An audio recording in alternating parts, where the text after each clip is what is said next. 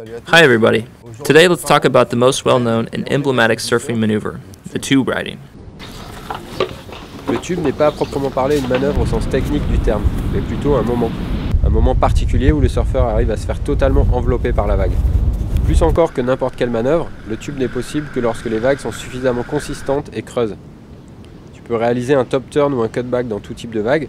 Le tube, lui, dépend avant tout des conditions qui doivent être appropriées. Il est forcément plus rare et donc plus compliqué à maîtriser.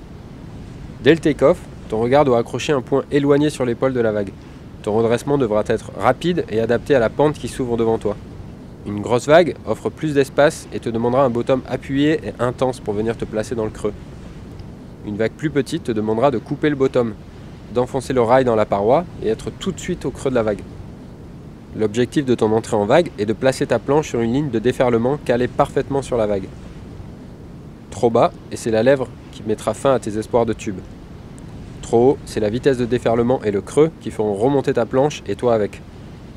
Cette première phase est la plus compliquée car elle te demande une analyse de la vague en urgence, des prises de décision très rapides et des appuis intenses et adaptés. L'objectif est clair, réussir à se caler parfaitement sur le tempo de la vague. Vient ensuite la phase d'enveloppement.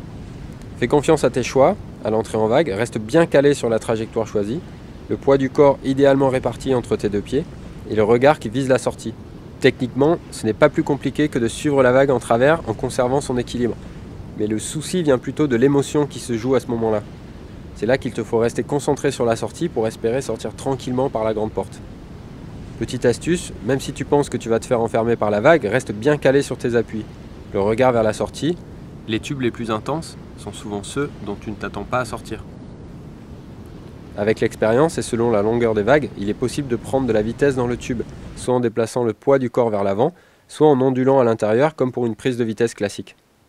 On récapitule, engage-toi dans la pente, adapte ton bottom pour venir te caler parfaitement au creux de la vague et conserve ta vitesse pour préparer la sortie. Profite de ces conseils pour tes prochaines mises à l'eau. Et si tu veux en savoir plus sur les stages de surf UCPA, tous nos stages surf sont sur ucpa.com. Continue de suivre nos prochains tutos sur notre chaîne YouTube et tu peux aussi nous retrouver sur Facebook. Bon surf!